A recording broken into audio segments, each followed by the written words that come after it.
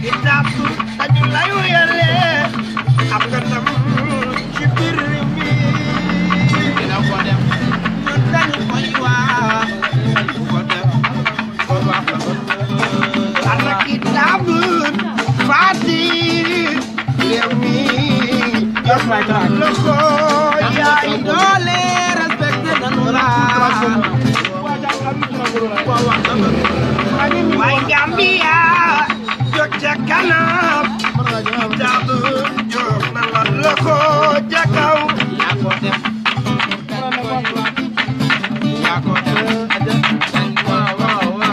Gambia people yow sa yéene ci moom yéena nga askan wi lu baax yéena nga askan wi teraanga Kitabu faate jàmbar la Allah ci jàmbar la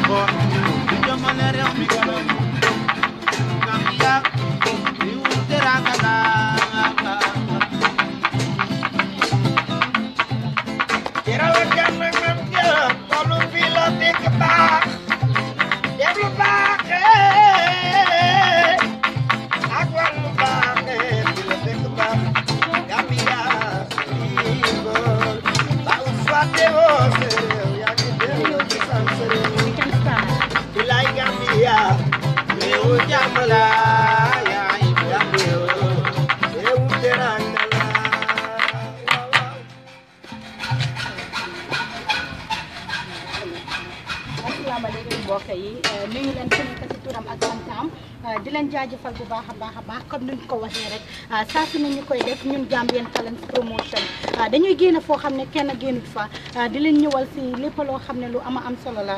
Today is the handing over ceremony of Kitabu comedy group. We are here to hand over Kitabu's hard working and recognize Kitabu's hard working. This is the Gambian Talents Promotion. If you're watching live, we are thanking everybody who is watching and everybody that are supporting. Before we start, I would like to thank Fal Bongo and team. Fal jërëngeen jëf bu baax a baax li ngeen fi def rafet na. These are Fal Bongo and team. They are the entertainers. They are really hard working. And I am your host. Fatou Samba is my name. Country coordinator Gambian Talents chapter in the Gambia. Anyway, before going further, I would like to welcome all of you to this important occasion, and I say thank you very much for coming. Thank you very much for coming. Today is an important day. We were expecting the Honorable Minister of Information, but unfortunately he is not here. Mr. Siaka Fadera, Senior Research and Documentation Officer at the National Center for Arts and Culture, NCAC. Mr. Sheikh Omar Sawane, the President of the Film Producers Association of the Gambia. Mr. Siaka Ferreira, CEO, Fundama Theatre and Film Production, and the President of the Screen Association of the Gambia. You are welcome. Mr. Kitabu Party and the entire Kitabu group, all actors and actresses present, the media and the general public, and all our online viewers. I say good day to you all. Assalamu alaikum. I am Fatou Samba, the Gambia coordinator for Gambian Talents Promotion, the Gambia chapter. I have the singular honor to welcome you all to this August occasion.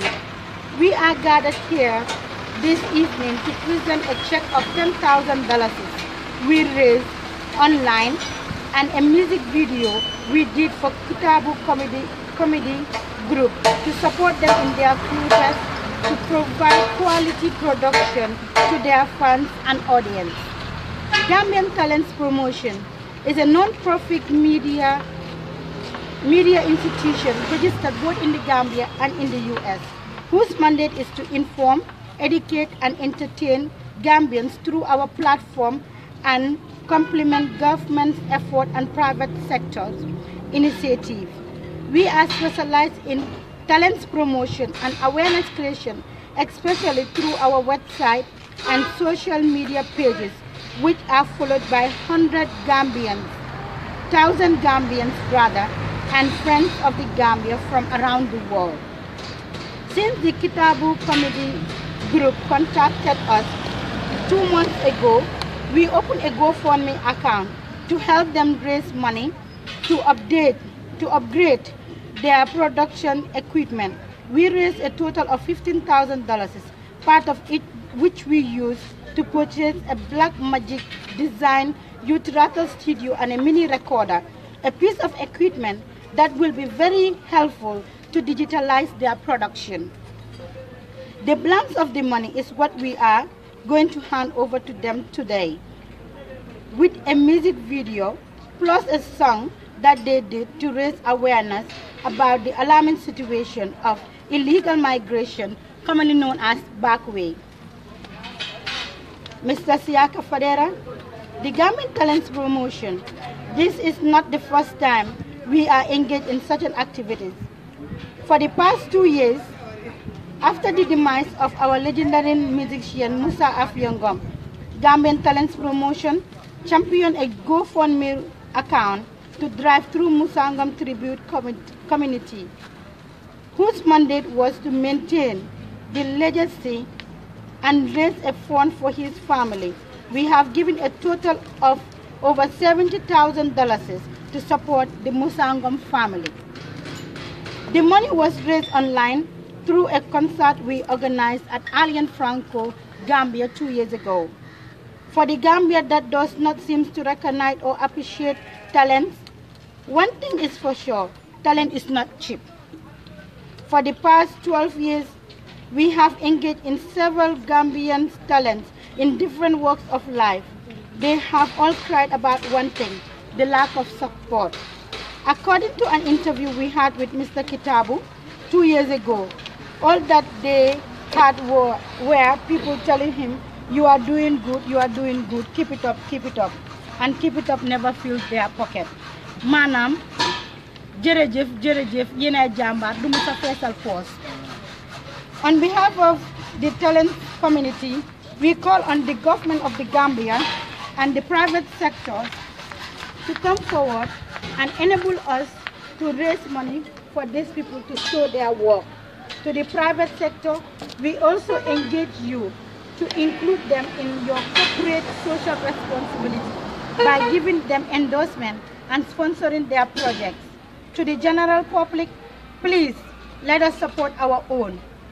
We say New Gambia, and it should start with every one of us to change our attitudes. Kitabu and his group are very talented, and we at Gambian Talents cannot just watch them continue to struggle to educate and entertain the public for free. We will do everything within our means to support them. To all of you Gambian Talents, especially those that are present here today, thank you for everything that you are doing. Today, we would celebrate you all as legends. We are all happy to welcome you all to the Gambian Talents Promotion House. Here is the house of every artist, every actor, every actress. You are welcome to show all what you need to show. Here is your Makan, Manam Senkir, Gambian Talents. Thank you all to our donors, our sponsors, our volunteers and dedicated staff around the world. You all rock. Without wasting time, I want to welcome Mr. Sheikh Omar Sawane, CEO, Fundament Theatre and Film Production and the President of the Screen Actors Group for the Gambia. Mr. Sawane, a great man, a man every Gambian should be proud of. Mr. Sawane, we are really happy to see you here to grace this occasion. Mr. Sawane, you're welcome to the Gambian Talent House. Thank you very much. Yeah. Sorry, sir. Yeah, sir. And go. Thank you very much. I am Sheikh Omar Sawane, like Pat Samba have rightly said. First of all, want to thank Gambia Talent Promotion for having us here this evening. This is something which is long overdue. This is something that we have been crying for. So for Gambian Talent Promotion to come up with this initiative, I think it's a welcome idea, and we are looking forward for other people to come on board as well to support. I mean, the Gambian Talent Promotion and the Gambia movie industry, I mean, it's hard time for us to know that film production or filmmaking is a serious business, and it's equally supporting, or it also contributed to socio-economic development of any nation. So I think it's high time for the Gambia to give the film industry of the Gambia their share of the national cake. And then it's high time for us to recognize the Gambian filmmaking industry as a source of revenue and also employment for the youth. You know, this is something which is very, very welcome, and I want, once again, I'm optimistic that Mr. Kitabu Fati, the beneficiary of this offer today, will make best use of this offer, and we look forward to other people coming on board, government, private institutes, individuals to come on board and support us. And then, like the Gambia movie industry, it's ours. Let's start making our own stars. Because like sometimes if you say the other side is greener, why not you start watering where you are? Like it's also commonly saying aku. You will pull you devil, now you go make people afraid. So this is high time we come and support us. Let's make our own stars. This is Gambia for us. This is new Gambia. Let's make a change. I thank the Gambia Talent Promotion for this idea. The second, I know, and it will be the last. Thank you very much, and I'm pleased to be in your midst this evening. Thank you. Yeah, thank you very much, Mr. Sawane. We really appreciate all what you have said. This is what Gambia needs. We need change. We need people to come out to tell people that Gambia, we have talent. What Kitabu is doing is really great. And there are a lot of other Gambians who are doing extremely wonderful. On this juncture, I would like to call on Mr. Kitabu Fati to share light on this. Okay. Good evening to everyone here, from the NCAC representative to the Actors Guild President and actors and actresses here with my own group members. I will say a big thank you to Gambia Talents Promotion. I will say a big thank you to them because they've tried a lot. Yeah, this is not the first time they are doing this kind of thing for my group. They sometimes invite me for this thing, interviews and other things, so that I can share my problems with my fans out there. And when I called Powerman, I told him about my constraint to purchase some of the materials I need for online programs and other things. From that day, he created a GoFund page for me, and Gambians all over the world came out and support, and I'm very happy. What I will say is Gambians still now let's come together and support our own, because acting, singing and other things, they are all part of the development. They are doing their own quota in the development of the country. So if we have actors and actresses, musicians, let's support them to the fullest, because we can't go without Gambians. And what we are doing, we are representing Gambia. We are representing Gambia to the fullest. So let Gambians come out. Let them stop telling us that if you are in England or you are in Senegal, you are in Nigeria, you will have something, or they will appreciate you. Gambians should appreciate us, appreciate what we do, and love what we do, and support us to the max, because this is what we can do, and this is what we are born to do. So if you have a talent, it doesn't mean you have to make people laugh and remain poor. That's very bad. So just the sun is going down. So I will say a big thank you to everybody, especially Paus Manju, the CEO of Gambia Talent Promotion. I will say a big thank you to Paus Manju for this great initiative. They helped me film my music video called Bring Back Our Voice. It is ready today. They'll be presenting the CD and a cash amount of $10,000. I'm really happy. I don't know what to say. And to all the Gambians who supported, I will say a big thank you. And my last word will go to the Gambian government. It's like we are left behind. And for me, it's like we are trying a lot. In terms of this, as they are saying, New Gambia, we are the people to go out, sensitize people, and to teach people about democracy and many other things. But how can we do it? It's the government. The government should have, bring us on board, sit with us, give us projects to go out and teach the people how to go about with rules of law and many other things. And we need support in every area. We need film villages where we can film these village films and other things, traditional films and many other things. We need theater halls and many other things. The government should come on board and start supporting us in every way, because we are contributing to the development of the country. So the government, I'm urging the government and the ministers and other places to help us and support us. I say a big thank you to everybody.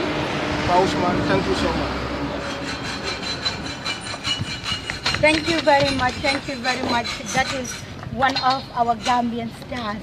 We need to support Gambians. Gambians are trying. Gambians are doing well. This is why Gambian Talents Promotion is in existence. We are the people's power. Gambian Talents is the people's power, and we want to remain to be the people's power. On this note, I would like to call on Mr. Siaka Fadera, Senior Research and Documentation Officer at the National Center for Arts and Culture. Mr. Siaka Fadera, one of the Gambia's most, I would say most,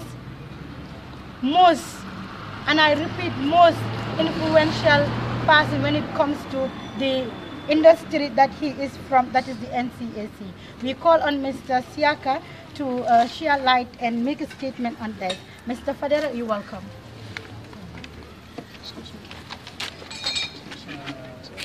Thank you very much for that recognition.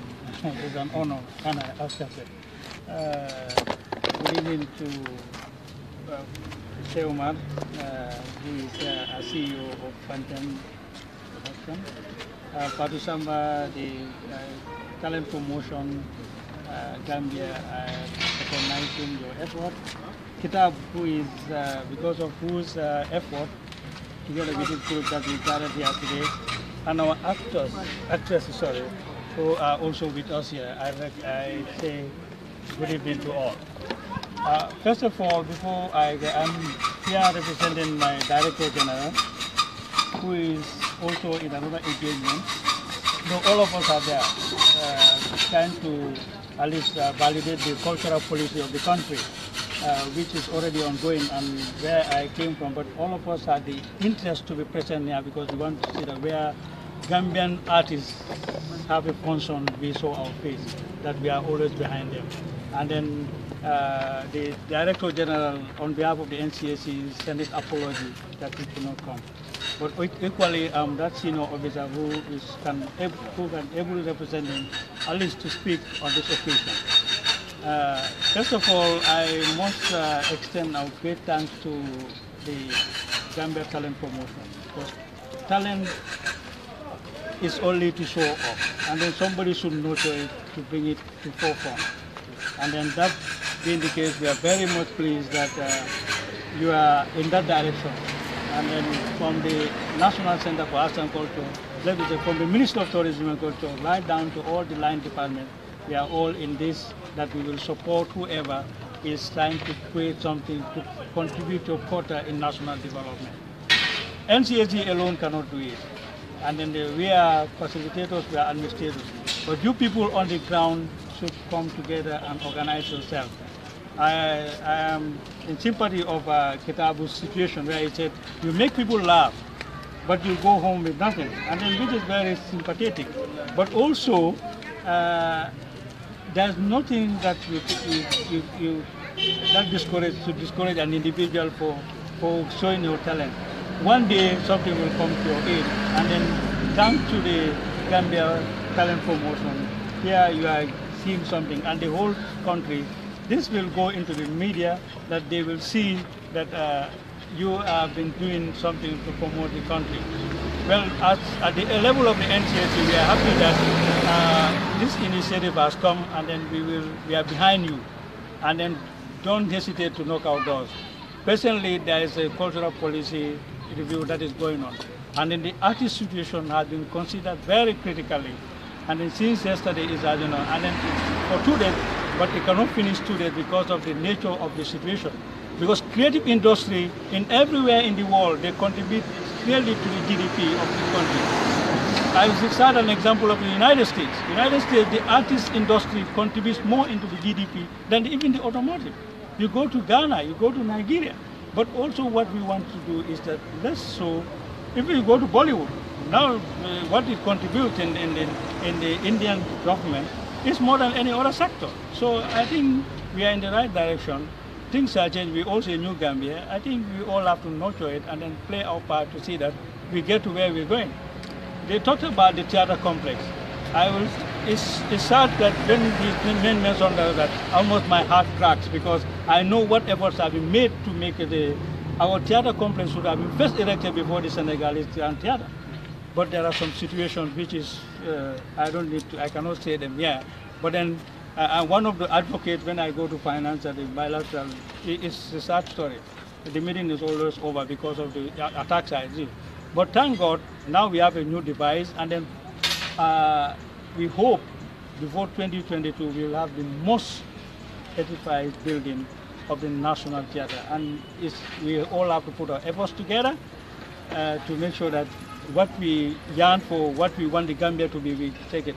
But also, I'll challenge every artist here that whatever you are doing, be committed to it. Because commitment and dedication to what you believe in will always take you to another level. And then this is very critical. And then what we realize that some people start, when they receive a little money, then they are gone. They only look for a way to go to Europe, and then the moment they get to Europe, they just settle, which should not be a way to do things, because there we are not maintaining our talent. And then I will challenge the Gambian Talent Promotion to make sure that you sensitize them, because I saw one of the words you said, you sensitize them. It's a true media. So keep sensitizing so that they keep those mental, that mental strain in them, so that they don't have to leave their talent back or leave whatever they are doing. That should still give them something, rather than going to Europe and running the streets of other countries where you have your talent, you can show your talent and get something. And then I'm challenging everybody on that. But on behalf of the National Center for Arts and Culture, we are in support of this. And we all will be very honored. But the director was saying, if I can make it, all of us will go. At least to grace this occasion to show that, yes, we are behind Gambian youths who come together to make sure that something happens. And then on that note, we are very pleased, and we thank you once more for this laudable effort. And then God bless you, and we want to see you flying higher heights. Thank you very much. Thank you very much, Mr. Fadera of the NCAC. This is what Gambia needs. We need change. This is New Gambia, and therefore the Gambian Talent Promotion cannot do much but, to continue to educate, support the general public, especially our actors and actresses. Thank you to all of you. I am saying a big thanks. So this will go to Mr. Sawane, and Mr. Sawane will give it to Mr. Fadera, and Mr. Fadera will give it to Mr. Kitabu Fati. So we need to get up. All of us need to get up and show everybody what is this all about. So Kitabu, I have to stand here. And Mr. Fadera, you have to come here next to me. All right, good. No, you have to come here to me, next to me. Tall and short. All right. So you can come, right? All right, everybody, this is what we are doing right now. Fall. Getting in dip.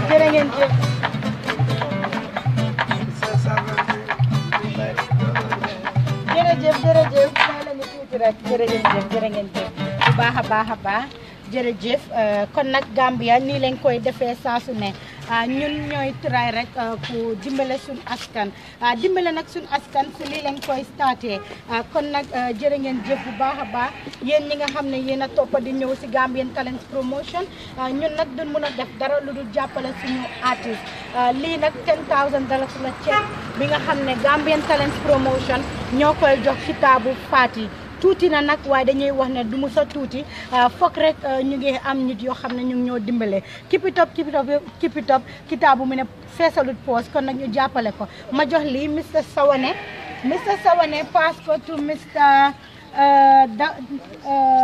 Fadera pass ko to Mr. Fati so gis ngeen ko $10,000 la loolu la ñoo jox Mr. Kitabu thank you very much keep it up so bii ngeen a gis nii mooy music video bi nga xam ne Gambian Talents Promotion ñoo ko sukal Mr. Kitabu Fati ñu tuddee ko Bring Back Our Boys gis ngeen ko Bring Back Our Boys lii nag bu Mr. Kitabu Fati la moom moo ko liggéey ñu jox ko Mr. Sawane moom nag mu paas ko ki nga xam ne nag mooy Mr. Fadera. Okay, hold it there. The camera.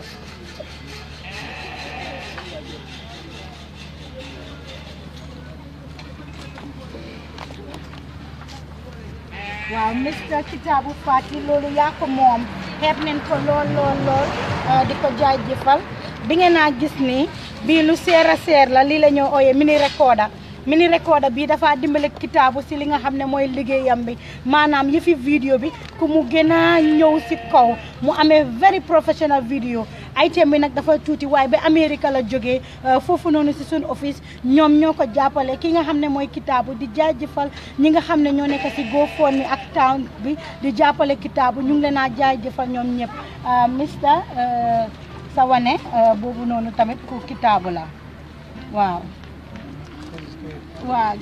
You might take it small, but it will have a lot of impact in his life. You see, the micro is small, but it will have a big impact in his life and in his career. So this is. You tax him to deliver more.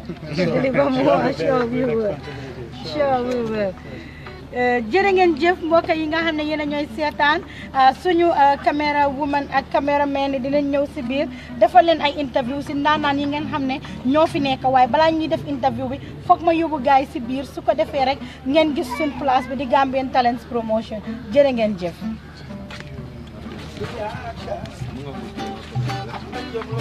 Kitabu ñëw la ñu dugg si biir right now ñoo ko gisee nii. Amna jom yamba amna jom amna jom amna jom siaka amna jom siaka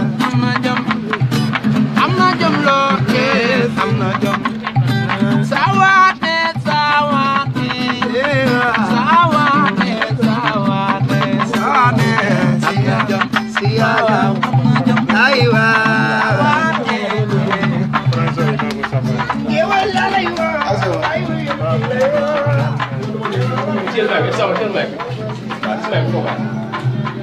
jërë ngeen jëf bu baax a baax mbokk yi di leen jaajëfal Mr ñëw leen excellent fii mooy suñu place bi di Gambian Talents Promotion lii la ñuy liggéey di jàppale ndaw yi especially ñi nga xam ne ñoo nekk si background bi di sensitise askan bi si lépp loo xam ne mooy liggéey bi pour mu dem si kanam ñu ngi def nag ay printing waaye nag Gambian Talents Promotion fu mu nekk nii dañ register as a NGO di jàppale askan bi mun ngeen a dugal si Mr Sawane comme noonu leen ko gisee nii askan bi rawatina yéen ñi nga xam ne yéen a ñooy seetaan suñu live vidéo gis ngeen dañuy def ay cas dañuy am tamit NGO boo xam ne emul fenn waaye tamit dañoo dem si biir askan bi di leen jàppale si li nga xam ne nag mooy seen liggéey lii yëpp dañ ko dee defar di dem online di dem tamit outside di jàppale askan bi especially ñi nga xam ne ñoo nekk si provinces bi te it seen loxo jotut gannaaw yóbbu leen di leen jàppale si li nga xam ne nag mooy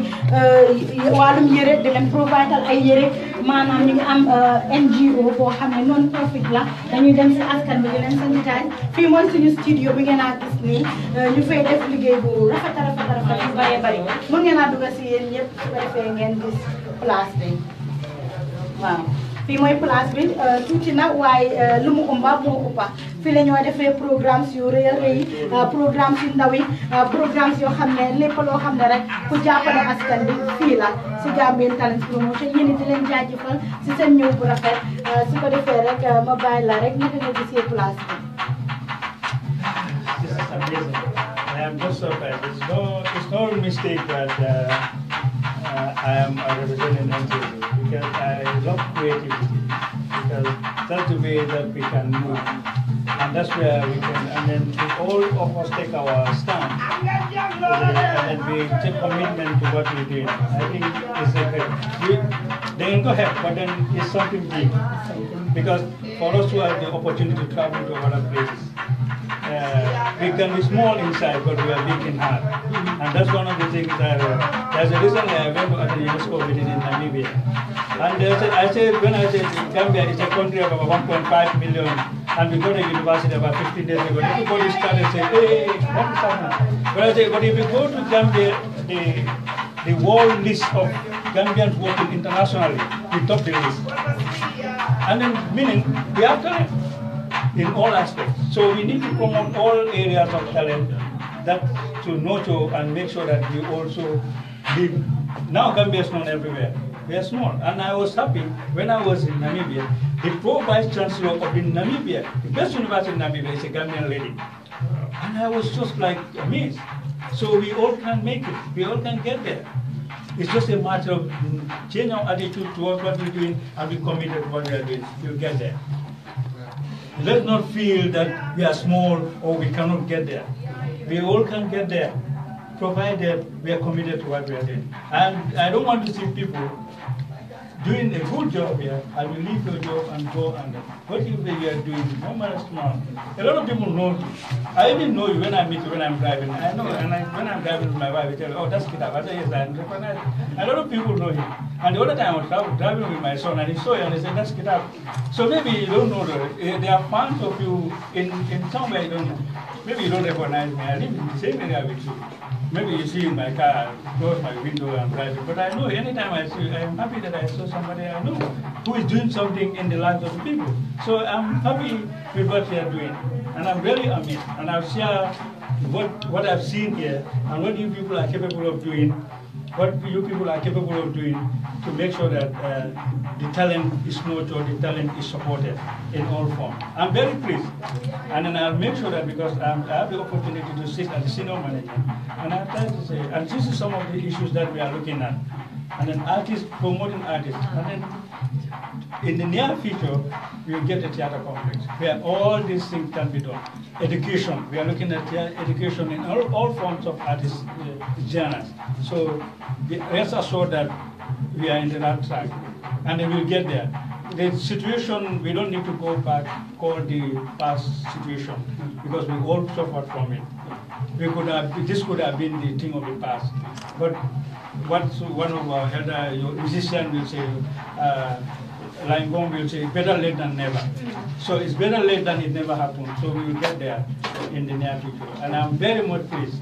And I'll extend that what I've seen here at the level of senior management of the National Center, who is the arm of the government responsible for all these areas of the culture and tradition. jërë ngeen jëf suñu mbokk yi nga xam ne yéen a ñëw seetaan online ñi ngi gis lu rafet li nga xam ne loolu ngeen a def Gambian Talents dama koy wax rek ñun ñoo nekk di people's power. Information is power. Actors and actresses, we need to help them. Keep it up, cannot take them. Let us support them. Let us make them our very own. If you go to countries like Senegal, their actors and actresses are always on top. Why not our own? It is time for it to stop. Let us say it should stop. It should stop. It should stop. 1, 2, 3. It should stop. All right. Bu boobaa ñu bàyyi suñu jigéen bi nga xam ne moom moo ñu amel di Ramatulaay moom it mu def ay interview si gars yi nga dem.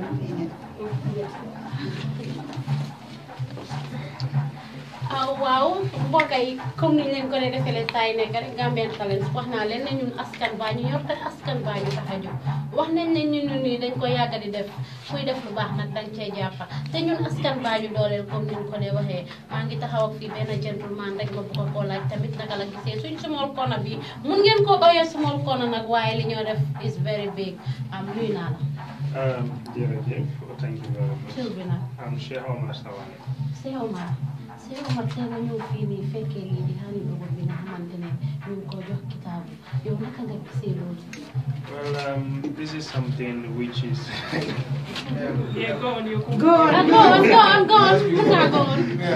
This is something it what emulating. This one thing Gambian should have been doing long time ago. I think we really need to applaud Mr. Pausman for coming up with this initiative, and we hope other Gambians outside too and our well-wishers and sympathizers can emulate this from him. We have to support ourselves. Like what Mr. Siaka rightly said, government cannot do it alone. It is us we have to do. We have to complement the government's effort. So we see talent in each other, we see talent in our brothers and sisters there. Gambians, let's come out together and support. When we say support, it's not only financial. You can support morally, you can support even something when we are filming our movies, you would be surprised. You want to use a house, then we go to a particular place, but oh no, we don't come on like use. or they say, okay, can I come and use something to shot a film? Well, the very day you go, sorry, bro, you know what I'm saying? So you are already, and sometimes I used to say, cheap is, we think cheap is cheap, or cheap is more expensive. Yeah. Because if you had told me that, okay, I can use your house, I wouldn't have organized my production team, come up to where we are supposed to do the film and just wait to tell me, we cannot use your house. So this is something Gambians we need to change. Because when you look at here, or when you look at filming itself, it is promoting everybody. Down to the architect, the designers, the furniture makers, everything in the house is promoting, because when you put open camera on a particular set, we call it, so you can see everything in that camera at that moment is seeing a whole lot of things. Somebody out there can say, somebody lived Gambia, let's say 20, 30 years ago, will see a particular structure, wow, that is Gambia. Who built that? You want to know who is the architecture, or who is the designer, or whatever. Oh, look at that guy, what he wear. Who did that dress? So we promote the tailors, we promote the architect, everything. So this is a very broad industry that we should come together and support. It's not just one man standing in the camera that you see, but the environment matters a lot. And this goes down to the government. It is very disheartening when filmmakers from other countries come. They can even use the IG's office. But if a Gambian filmmaker goes, can I use a police station? They say, no, write to NCAC. NCAC give us a letter. No, you cannot use the station. You cannot use a uniform. What's the difference? We are all filmmakers, and no other person cannot tell our movie or our stories better than Gambians. So we need to change. We need to support. When we say support, we need to give effort and compliment what Gambians are doing. This, and sometimes I used to say, we are not job seekers. We are creating jobs for our Gambians. Because not all of us can work in offices, like Mr. Siaka rightly said. So if somebody is an actor, is a comedian or a musician, so let's give them the platform to earn his or her living genuinely, instead of going through the back way or doing drugs or cheating on people. So this is something I can say, Gambia, once again, let's come out and embrace our own stars. Let's make our own stars. So this is something we should do. I thank Pa Usman Juk and Gambia Talent Promotion for this initiative. The studio is very good. It's small, but like sometimes I used to say, it's not about the size. It's not about quantity, we look at quality. Even when I'm doing my movies, you see most of my feed, just see few cast. I don't work with large numbers, because you have lots of people, at the end of the day, you don't do anything. So just have one small little corner and then do what even some big studios are not doing.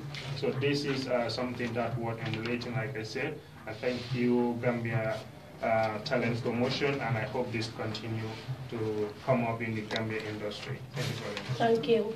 ñu jaajëfal ko lu wax am na solo lool comme niñ leen ko waxee rek dégg ngeen lu wax Gambia wax naa leen ne saa yu nekk dama leen di wax ne Gambia am na talent waaye support bi moo des ba léegi rek gaa yaa ngi fi ñëw ne ñoom ñëpp moom tamit comédien la dañ ñëw booloo mooy doole gaa yi dañ ñëw support si Kitabu muy kontaan moom parce que moom déggu loolu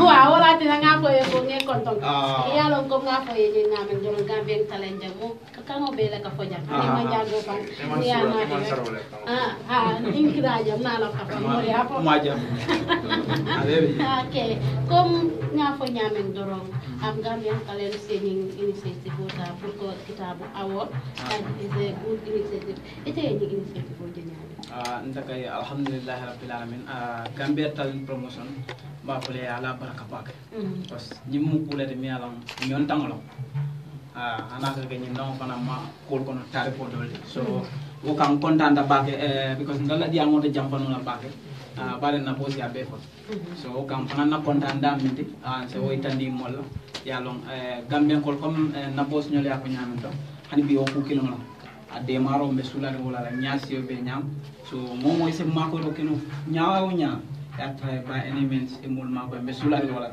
because do ko dol bija aka xole ala no xamba birim baga sol do fatara dula location on ning kudo so all be mu xole apol let so nyanda ka try by any means ngam fangol fasa because xanga jandi ka wulo ko nyino balandi ngamela su ko nyino fulo balandi kadi so nyanda ka try Gambian be ba moy kan nyola so xam nga ngatra nga ñoo ma ko comme anyanda ka ñaan mbafulal be ala baraka bake alfana na palaso to nya habrin nata jam bin contenta bak sewta because ale muta ñamin hamni nata droit lañin tara ñamin so woyen kondan baka en sew mbafulal ala baraka bake ha thank you ala baraka bake comme aya fo ñamin janni ka wala nakala mu nek na ñu no balu di yesu ko ta balu di fess am wole gina ko mayata Gambia nga talent soto so al nga ñoo ma ko isaje na Gambia ta ñaado sister bi na I'm fine and you? Speaking yes. Bu waxal ci olof am xana yow do olof suma olof duma ko duma ci dem na solo parce que duma mun di dem fokk ma delu back ci anglais bi so ba jël anglais bi but I'm an actress and also a producer. How do you see this initiative today? I'm very happy, to be honest. This is something that I do not even suspect that it is happening in the Gambia. Gambian talent promotion are here to help us, and which I really appreciate. So I am pleased today that our fellow actor and a comedian is here and being awarded for his job well done, which I really appreciate today. As we all know that this is not common to the Gambia because as people say, keep it up. It's not going to help. So what I urge, before the people even start to appreciate us, I want the government to first recognize our existence in this country, because we have done a lot for Gambia, and it has not been showcased. So people are even unaware of what we are doing. We have done a lot of production that have been kept in our drawers, and there's no place for us to showcase this. So we urge the government to help us with that. And if they do help us with that, then the public will be aware of what we are doing. So a big thank you to Gambian Talent Promotion, because you have taken a giant step that they have not yet taken in the film industry. Yeah. So I would really like to thank you guys a lot. This is a very good initiative, and like our president here said, these are one of the supports that we will need from individuals and also the government. So I urge each and everyone that is sitting in a government office and your role is to support the Gambian entertainment, do it.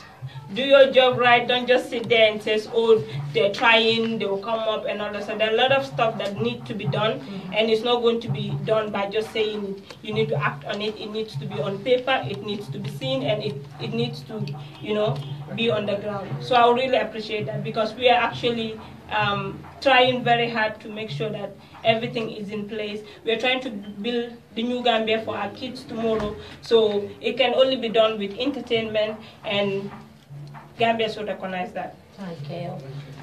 Gis naa fi sama beneen sister bu naay. Waaw kii moom mun naa la ko wax. Kii mun naa la ko wax. Moom rek laay def. Naka nga def. Jàmm rek. Yaa ngi ok. Moom maa ngi fine. Tur bi nag. Yaamu Gindal. Yaamu Gindal. Waaw. Gindal. Waaw. Yaamu. Yow lan nga. Man actress la and a producer. Actress nga and a producer. Comme ni ñu ko defee Gambia bi am na talent. waaye Gambia am na ndimbal. Gambia talent ñu ne déedéet ñoom duñ seetaan loolu. dañoo jël suñu actrices yi dimbale leen parce que askan bi nit nañ leen te ñu ngi dimbale askan bi ñu ngi leen a génnee si stress ak ñoom seen. ñu ne foog ñu dimbale leen ñu jël initiative bu rafet bi nii pour dimbale Kitabu ñu ngi demoon GoFundMe si suñu online ñi nga xamante ne ñooñu dee seetaan ñu come up with this initiative ñu def ko tey 10,000 ak ñu ngi record bii nii yow naka nga gisee lii.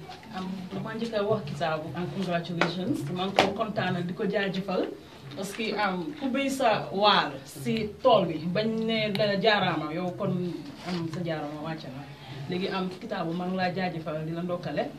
Waaw ba pare comme ko suma collègue si waxee Cheikh Omar ak Banna ak ñu fi jaar ñëpp comme ñun ñu ngi liggéey si Gambian industry bi as actors and actresses right now ñëpp xam nañ ne ñun nekkuñ di si faj suñu soxla solo lu ñu yëree dëkkaluñu waaye dañ ko bëgga luñ bëgga la lu sax suñu xoli la moo tax ñuy koo def soo léegi buñ demee ba nga xam ne gis nañ ku mel ni yéen loolu kay alhamdulilahi rabbil alamin dañoo wax te xam ne yàlla mu ngi ñoo wóolu si parce que yéen jóg ngeen pour ñëw dimbale ñu léegi ñun amuñ dara luñu wax lu ñu wax jërëjëf yal na leen yàlla jàppale ba fu ngeen bëgg a àgga ñun ñu àgga fa su ko defee Gambie yëpp mën a gis suñu liggéey ràññee ñu xam ne digga ñii ñu ngi parce que ñun li ñoo def lu nekk laa fekk ñu ngi retaandoo nit ñi ñu ngi nit ñi leen jàngal ñu ko def suñu story si nit ñaa ngi ko seetaan so foog naa ne ñun ku ñu jàppale ba loolu mun a feeñ ba ñu gis ko na ñun ñu ne neen bu ñoo liggéey li ñu dee wax sax mooy we are building today for tomorrow nekkuñ di ko yaakaare right now because ñu ngi ne xëy na bala moo baax waaye ñii ñëw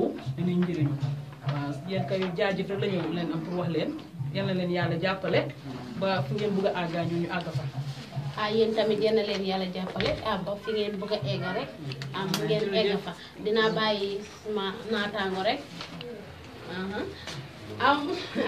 waaw comme niñ leen ko dee waxee saa yi nekk rek mbokk yi Kitabu nag dama koy làkk soose waaw foog ma dem ak moom ci li nga xamante ne si loolu la naam ndax ñu kontaan ngejo ɓaake ngejo ko joɗanteɗa men mbe muɓe tentula no muɓe jeyila mbe Gambian Talents Promotion mbe tentula mbe jeyila yo kudu kata e kato la kam kata fotanke kam ñimmu kulati meya lon ko a soto mandiya dol comme ça ko nte comédie ngadate a mita bi this year is my 10 years ngina mun na sanji tawti acting kono bi ten nte to futata dame ani namma ka mu futata ni nakul futata ani tolla nzako nte kam nga ke bal tara je men yalo ngo ye sanji tan sabo ke jele e sanji mu wande fon ke jele hani bi dolbi je man ko raso hani bi dolbi je fon sum bank account o fon imaso o mu kulati me yalo nga maneta ndum gambiano ko kilimbe wala fola gambiano ye da hay ka fo mo le ko nalbe no Senegal o nalbe no Nigeria o nalbe no blado to le amanyinya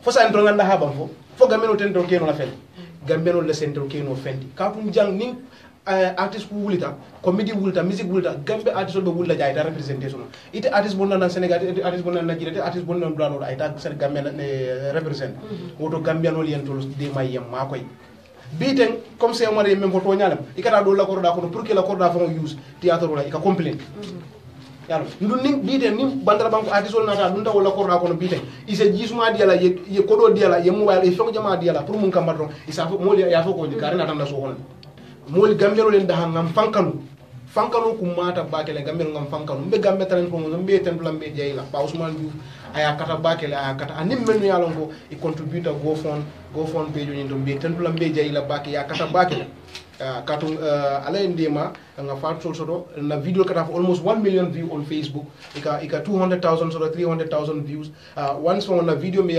alongo nga kenu it was played on Brussels Airline na teatro ni bita pleno bita bina ika pleje obi mu kulete me alongo gambe tole samba so ngaje ko mba kata kande andum gambe ni tanyira men mol membe jang ngasi ngamo jama le kende andi de kadu mobe tarasir na be ni ku yala ak yimira kudola nin kudola yetti atoro ke ay jeleta a kontanta ay kudo karanji om kulete mi yalla kana fa warta bakele man sakunda fane yelo nye bake siyaka be janne fane dam baten la bake mba jeyila na mo kende bal mba fulay fana man sakunda yelo nye bake nin ko man sakunda yelo nye amange ko maybe e man lonye bari yakata ya lafa because biten thing ntolu ifana nyabo mo dum tolleti ifana nyabo mo dum tolleti Gambia ni ko Gambia don biten in terms of arts and creative arts be mun tolo fala NCAC so NCAC fana ba fala to leju mala soro wala kitabu nyon ning dol do so ya katanye yallo yelonye ya je fongo be futa dame nga futa je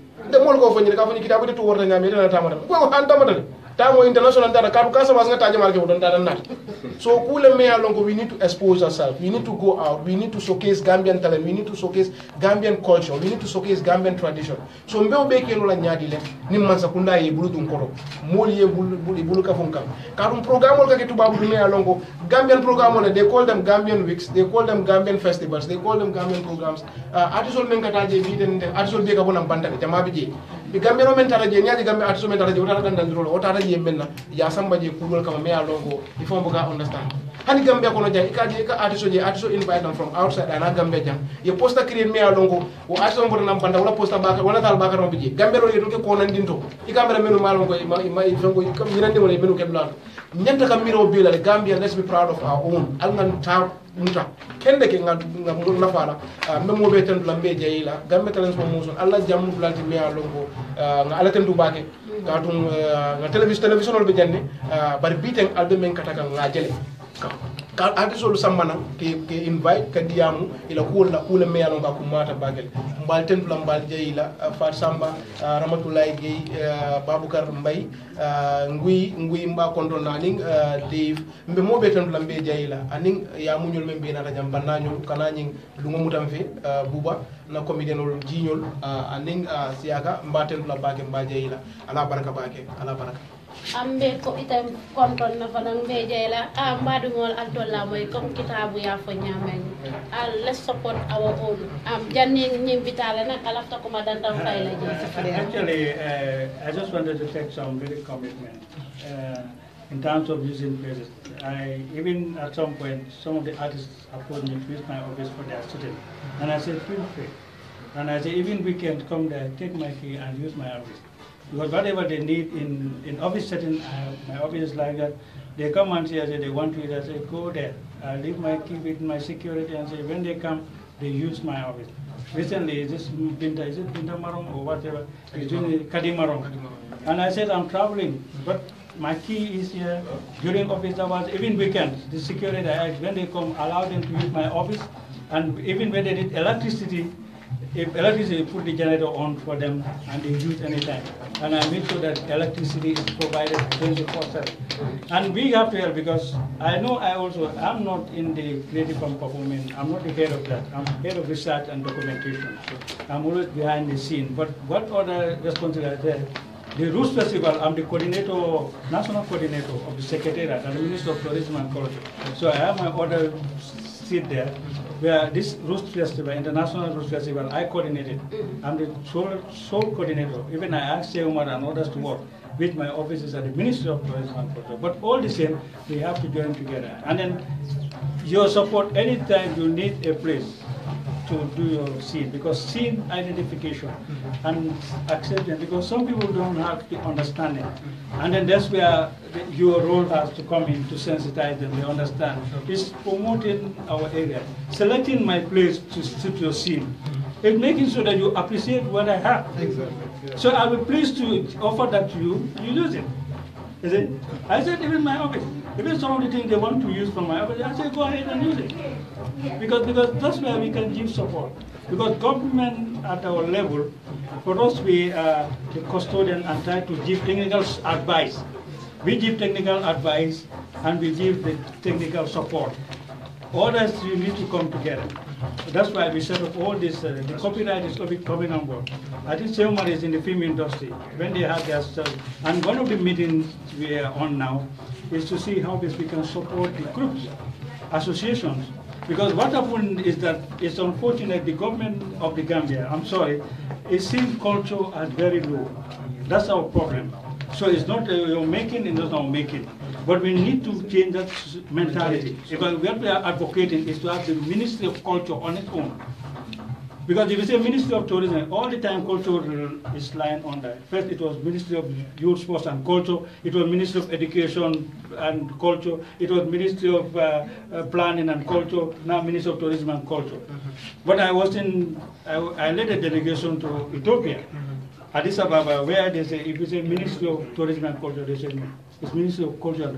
You see a big house, culture, tourism is a small office like it. It is culture, they say tourism is secondary. And they have a lot of visitors that come there. But still they say culture is number one. I remember they took us drive for almost about 400 kilometers to go for one cultural thing. I was so amazed. We drove the whole day going together. So it's a culture is people's identity. Is it? And it's a way of life that we all live on. Because whatever we are doing, even the way we dress is our culture. The way we eat is our culture. The way we work is our culture. The way we interact is our culture. So it's a way of life. So this is our life that we need to make sure that we cherish it. Is it? And there was a time at my office when I took over in the research, and I said, we have a Gambian tool. What I don't like is people playing, musicians using the keyboard playing music. I say, use our tunes. Because I want Gambia to be identified with a tune. Like if you say reggae, you don't need to call the country. If you say Daga, you don't need to call the country. If you say zouk, you don't need to call it. If you say jazz, you don't need to call the country. Automatically, if you say jazz, everybody, oh, this is American music. If you say reggae, you say Jamaica, it's Malak, Senegal, and all these things. So this is what is important we need to do. We will support you. And then it's the beginning of a long journey. And then let's all put our hands together. And this effort, you've already laid the foundation. And then I want to thank you very much for this foundation. And then if you need my support, my office just a stone throw. Someone knows my office. And if you want my service in anything, I'm very much interested to help people. I'm always behind the scene, but when it comes to writing, when it comes to supporting in terms of this thing, I'll be very grateful to help in terms of those areas. And where if you want to knock doors and stuff like that, I'll definitely be careful, and I'll extend your message at the level of the senior management at the National Center for Arts and Culture, that this is your plight, and this is what I found, and this is a strive a lot of Gambian youth are doing to take this from another stage to another level. And this is, I would say, bravo to Gambian Music Talent Promotion. Thank you so much, and you get my support. Okay, jërëjëf kooku mooy Mr Fadera si waxam yu rafet yooyu noonu wax na ne moom dooleel Gambian artiste rek ko tax a jóg ifin office am sax boo leen ko buggee use buntam yaa ngi ubbeeku mbaɗugol comme nga faale ñaamin dorong Gambian Talent kañ ñi nage mais moo bee jàng ñëpp lañ fi nekkal lépp lu askan bi soxla rek dinañ ko def inshallah askan baa ñu tax a jóg comme ma leen ko di waxee Gambie am na talent nañ support our own, let's love our own. Comme ni ko Kitabu waxee bala moo dee rek nga naan naatara Sénégalais leen wat naatara Gambie leen nag Gambia can do more. Comme niñ leen ko waxee rek ba léegi yéen a ngi live and direct Gambian Talent seen xarit Gueye Njoro moo leen fi nekkal nag ci coverage bi ma taxaw a continuer rabbi Gambian Talents Promotion ma bëgg a koo laajte rek naka la gisee bés bi tey ak la tax Gambian Talent def handing over bi nii nuyu naa la. waaw jërëjëf Ramo di jaajëfal képp koo xam ne mu ngi seetaan Gambian Talents Promotion Lamine Ramo soo ma laajtee question boobu dina ma neex lool ku ma tontu ko parce que dama koy wax saay bu nekk nit amul dara lu dul réewam nit amul dara lu dul li nga xam ne moo ko moom te it suñu bos ak seen bos du benn kon Kitabu suñu bos la Gambia di nga ko war a jàppale ma kontaan lool bi nga xamee ne invite ne National Center for Arts and Culture ñoom ñu ñëw on behalf of Siaka mi nga xam ne moo fi toogal ki nga xam ne mooy Baba Cissé di jaajëfal képp koo xam ne mu ngi si nguuri Gambia neen jàppale artistes yi Ramu Gambian Talents lu ñiti xamut moo nekk Gambian Talents moo nekk one of the first online radios biir Gambia te it soo ko seetee since 2006 ba léegi ñu ngi nekk in existence waaye lan la si ñiti xamut ñu ngi foog ne rek ñun media house rek leen dañuy toog di interview ay nit déedéet amul foofu noonu maanaam dañuy dugal si ay place di jàppale di xool naka la ñuy jàppale askan bi dinañ dee dem sa ba si provinces bi di joxe ay donation ñëw fi tamit di indi ay xale di leen jàppale di jaajëfal ki nga xam ne nag mooy Mr Cheikh Omar Sawane moom mi nga xam ne nag tey moo fi toogal di président bi nga xam ne dafa jàppate bañ a bàyyi dama koy wax rek saa su ne Gambia amul dara lu dul suñ ay nit te suñ ay nit suñ jàppalante rek dinañ dem Kitabu mi ne soo laalee poosam bi Keep It Up moo fa nekk Gambian Talents bi ne Keep It Up nag dañ si soona suñ ko saatee si Kitabu tey ñu joxe $10,000 ak mini recorder then next time dinañ joxe ay hundreds of thousands suñu ñi nga xam ne yéen a ñooy seetaan di ñu jàppale rek bu boobaa dinañ dem ci kanam Ramu li dafa neex nga organise programme buy benn nit sax ñëw neen loolu neexte la bu baax a baax a baax mbégte la bu baax a baax a baax di jaajëfal Siaka li mu fi wax loolu lu am solo la parce que dama koy wax ñàkk waxtaan moo indi réeroo te it ñun Gambian Talents den believe suñ moto bi moo nekk di people's power lépp loo xam ne rek dafa dooleel nit dinañ ko indi acting bi ak actress yi ak acteurs yi yëpp dañ leen war a recognize ñii ñu ngi def lu important ci société bi Kitabu Keep It Up nag dinaa la wax ne doo ko déggati lu bari ku koy def tam su la waxee Keep It Up dina indi dara Gambian Talents ngeen jàppale ñu jàppale leen ñu jàppale askan bi yëpp di jaajëfal ñëpp ku lim juum di leen jaajëfal képp koo xam ne ñëw na yéen ñuy bàyyi seen temps dañu seetaan Kitabu GoFundMe account bank fa soo leen demee True Gambian Talents dinañ leen jàppale di jaajëfal acteurs and actresses yëpp yi nga xam ne ñoo fi ñëw Gambian Talents mu ngi fi fu askan bi ñun daal ñoo fi nekk rek nekk power yi nit yi comme ni ngeen ko gisee wanal nañ leen studio bi fii mooy janax day bari pax muus day mën a wax ngeew studio bi dañ koy toon indi fi acteurs ak actresses ñu wax leen seen problème yéen ñi nga xam ne di ngeen leen mën a jàppale ngeen jàppale leen Ramo di la jaajëfal sa liggéey bi waaw Fatou Samba maa ngi koo jaajëfal ko ki nga xamante ne moo nekk contrôleur bi Gambian Talents Promotion wax naa leen ne askan baa ñu ñor askan baa ñu tax a jóg comme niñ ko defalee Kitabu nag yéen a ñu dooleel te yéen a ñooy mën a dooleel am ñu dem si biti rek jëlal leen ambiance bi comme niñ leen ko de waxee saa yi nekk rek Gambian Talents we are here for everybody.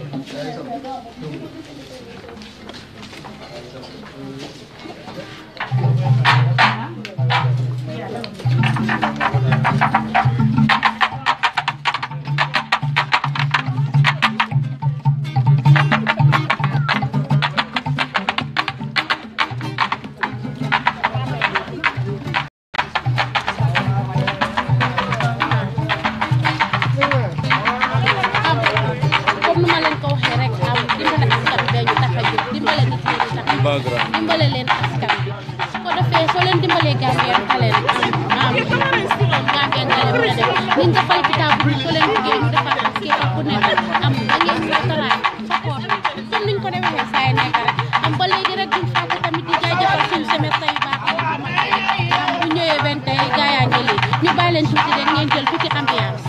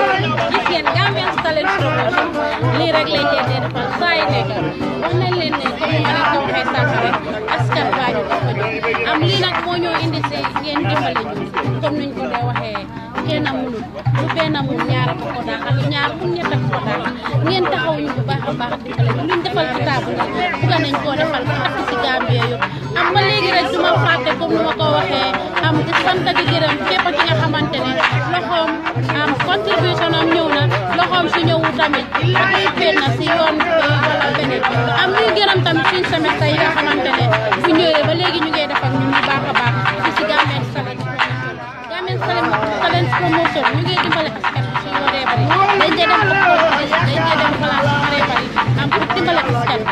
askan baa ñu tax a jóg ñëw leen ñu digal askan bi ñëw leen ñu woo ñu ngi leen a jaajëfal képp ku fi ñëwoon teewaayam ak nit yi yëpp ñu ngi leen a jaajëfal jërë ngeen jëf.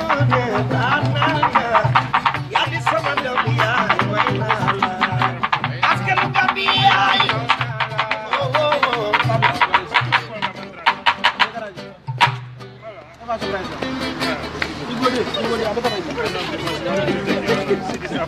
there.